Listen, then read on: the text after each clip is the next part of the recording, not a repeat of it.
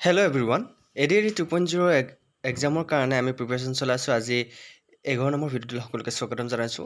আজি কেইটামান জিঅ'গ্ৰাফিৰ কুৱেশ্যন আমি ডিছকাছ কৰিম। চ' ভিডিঅ'টো শেষলৈকে চাব আৰু যিমান পাৰে আপোনালোকে এনচাৰ দিবলৈ ট্ৰাই কৰিব।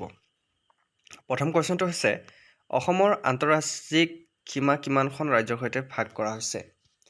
অসমৰ আন্তঃৰাজ্যিক সীমা কিমানখন ৰাজ্যৰ সৈতে ভাগ আছে? এই কুৱেশ্যনটো বহুত আপোনাৰ এক্সামত অহা দেখা যায়। ইয়াৰ শুদ্ধ উত্তৰটো হৈছে 7খন। অ'কে, এতিয়া মই ধুনীয়াকৈ কৈ দিছোঁ। মেঘালয়, নাগালেণ্ড, মণিপুৰ, অৰুণাচল প্ৰদেশ, মিজোৰাম, ত্ৰিপুৰা, পশ্চিমবংগ এই 7খন। অ'কে,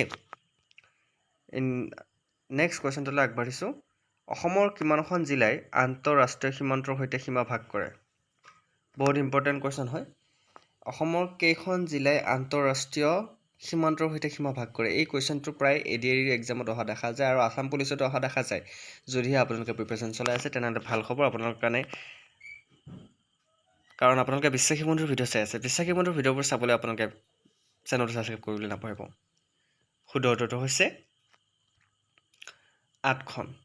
অ'কে, অসমৰ কিমানখন জিলাই আন্তঃৰাষ্ট্ৰীয় সীমান্তৰ সৈতে সীমা ভাগ কৰে? 8খন জিলাই। কি কি আছে আপোনালোকে হয়তো জানে, নাম্বাৰবোৰ জানে, কিন্তু কোনকেইখন জিলাই ইণ্টাৰনেশ্যনেল বাউণ্ডেৰী শ্বেয়াৰ কৰে সেইটো কথা নাজানে। ইয়াতে মই ধুনীয়াকৈ কৈ দিছোঁ। বাক্সা, চিৰাং, কোকৰাঝাৰ, ওদালগুৰি, দক্ষিণ চালমাৰা, ধুবুৰী, কৰিমগঞ্জ আৰু কাছাৰ এইকেইখন ইণ্টাৰনেশ্যনেল বাউণ্ডেৰী শ্বেয়াৰ কৰে। Okay, next question number 3। অসমে কোনখন ৰাজ্যৰ সৈতে সৰ্বাধিক দীঘলীয়া সীমা ৰেখা ভাগ কৰে? শুদ্ধ উত্তৰটো কমেণ্ট কৰকচোন। অসমে কোনখন ৰাজ্যৰ সৈতে সৰ্বাধিক দীঘলীয়া সীমা ৰেখা ভাগ কৰে?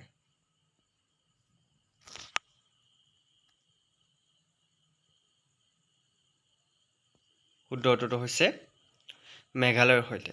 অসমে মেঘালয়ৰ সৈতে সৰ্বাধিক দীঘলীয়া সীমা ৰেখা ভাগ কৰে। কেনেকৈ আপোনালোকে হয়তো গম পাইছে।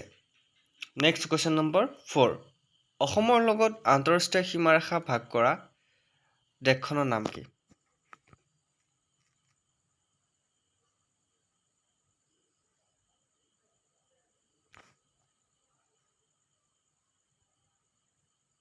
শুদ্ধ উত্তৰটো হৈছে দেশখন হৈছে ভূটান আৰু বাংলাদেশে অসমৰ লগত আন্তঃৰাষ্ট্ৰীয় সীমাৰেখা ভাগ কৰে। ভূটানখন হৈছে বেলেগ এখন দেশ, বাংলাদেশো বেলেগ এখন দেশ, গতিকে আপোনালোকে গম পাইছে। Question number 5। অসমৰ মুঠ এলেকা কিমান বৰ্গ কিলোমিটাৰ?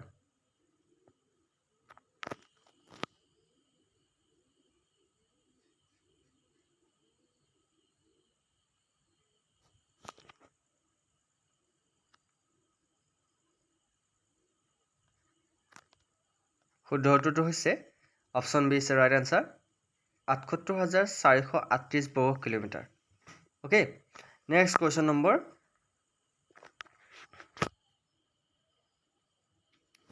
6। ভাৰতীয় ভূখণ্ডৰ কিমান শতাংশ অসম ৰাজ্যই সামৰি লৈছে? মন দিব কুৱেশ্যনবোৰ।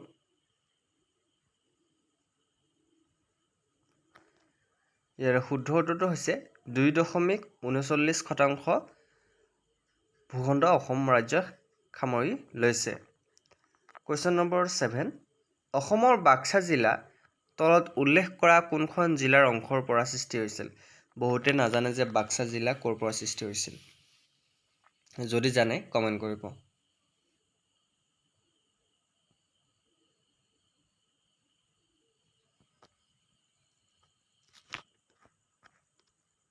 শুদ্ধ উত্তৰটো হৈছে বৰপেটা, নলবাৰী আৰু কামৰূপৰ পৰা বাক্সা জিলা সৃষ্টি হৈছিল। Okay, question number 8। ভাৰতৰ উত্তৰ পূবৰ দুখন ৰাজ্যৰ ভিতৰত কোনখন ৰাজ্যৰ মাজেৰে কৰ্কট ৰোগৰ ক্ৰান্তীয় অঞ্চল পাৰ হৈ যায়?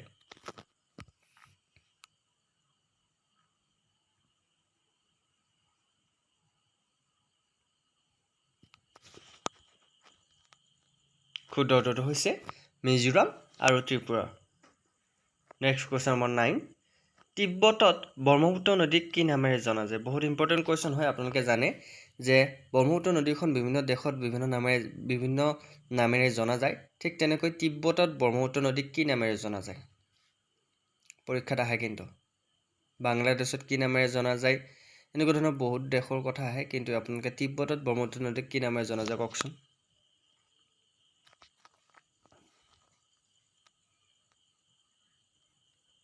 শুদ্ধ উত্তৰটো হৈছে তিব্বতত ব্ৰহ্মপুত্ৰ নদীক চাংপো নামেৰে জনা যায়। চাংপো নামেৰে জনা যায়। এতিয়া কেতিয়াবা সুধিব পাৰে যে তিব্বতত থকা চাংপো নদী অসমৰ কোনখন নদীৰ লগত বা কোনখন নদীৰ নামেৰে জনা যায়। তেতিয়া আপোনালোকে নামটো মনত ৰাখিব লাগিব। ব্ৰহ্মপুত্ৰ নদীক তিব্বতত চাংপো নামেৰে জনা যায়। কুৱেশ্যন নম্বৰ 10 উত্তৰ কাছাৰ পাহাৰৰ বাবে জনাজাত। উত্তৰ কাছাৰ পাহাৰ কিহৰ বাবে জনাজাত?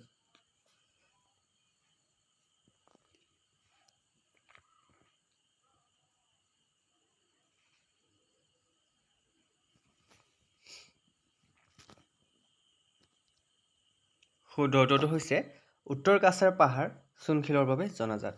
মনত থাকিব। কুৱেশ্যন নম্বৰ 11 পানীদিহিং চৰাই অভয়াৰণ্য অসমৰ তলৰ কোনখন জিলাত অৱস্থিত? পানীদিহিং চৰাই অভয়াৰণ্য অসমৰ কোনখন জিলাত আছে?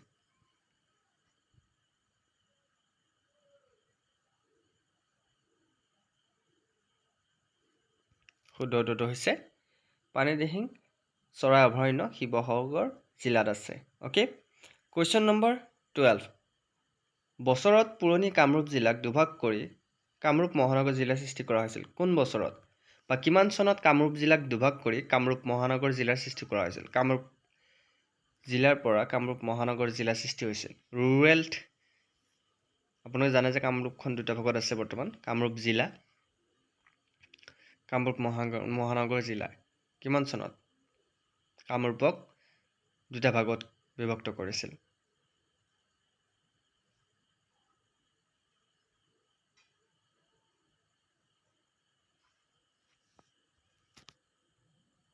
শুদ্ধ উত্তৰটো হৈছে 2003 চনত কামৰূপ জিলাক দুভাগ কৰা হৈছিল।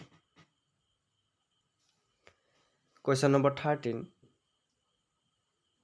অসমৰ জলবায়ু সাধাৰণতে কি জলবায়ু? ক্ৰান্তীয় জলবায়ু, উষ্ণ জলবায়ু নে ঠাণ্ডা জলবায়ু? শুদ্ধ উত্তৰটো কমেণ্ট কৰক।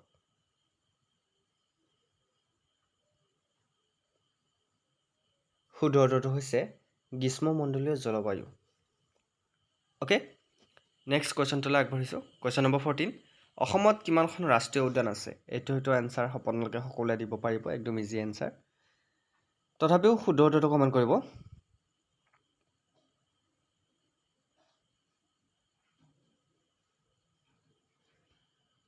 সকলোৱে জানো, নকলে হ'ব, 7খন ৰাষ্ট্ৰীয় উদ্যান আছে। অ'কে।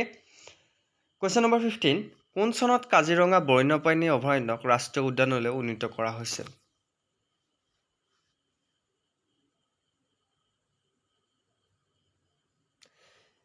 কুৱেশ্যনটো একেবাৰে কৈছোঁ, কোন চনত কাজিৰঙা বন্যপ্ৰাণী অভয়াৰণ্যক ৰাষ্ট্ৰীয় উদ্যানলৈ উন্নীত কৰা হৈছিল? শুদ্ধ উত্তৰটো হৈছে 1974 চনত, 1974ত। অ'কে, কাজিৰঙা অভয়াৰণ্যক ৰাষ্ট্ৰীয় উদ্যানলৈ উন্নীত কৰা হৈছিল। কুৱেশ্যন নম্বৰ 16 গৰম পানী বন্যপ্ৰাণী অভয়াৰণ্য অসমৰ তলৰ কোনখন জিলাত অৱস্থিত?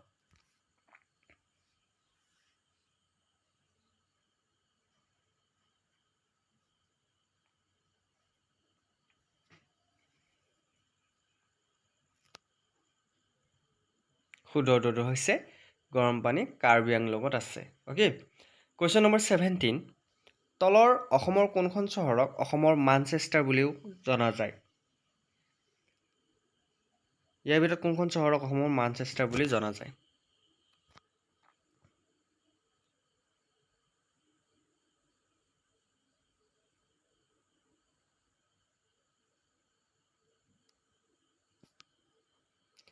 শুদ্ধ উত্তৰটো হৈছে শুৱালকুছিক অসমৰ মানচেষ্টাৰ বুলি জনা যায়। কুৱেশ্যন নম্বৰ 18 অসমৰ ৰাষ্ট্ৰীয় উদ্যানসমূহৰ এলেকা অনুযায়ী অৱনমিত ক্ৰমৰ তলৰ কোনটো ব্যৱস্থা শুদ্ধ?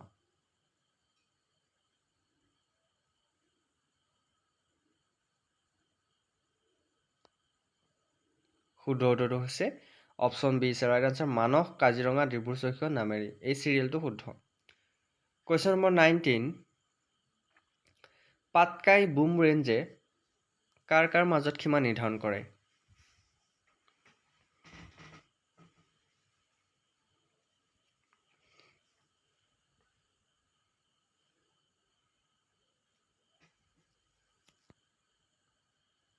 শুদ্ধ উত্তৰটো হৈছে ভাৰত আৰু ম্যানমাৰৰ মাজত সীমা নিৰ্ধাৰণ কৰে। Question number 20। অসমৰ 20টা টেৰাকোটা উদ্যোগ তলৰ কোনখন জিলাত অৱস্থিত?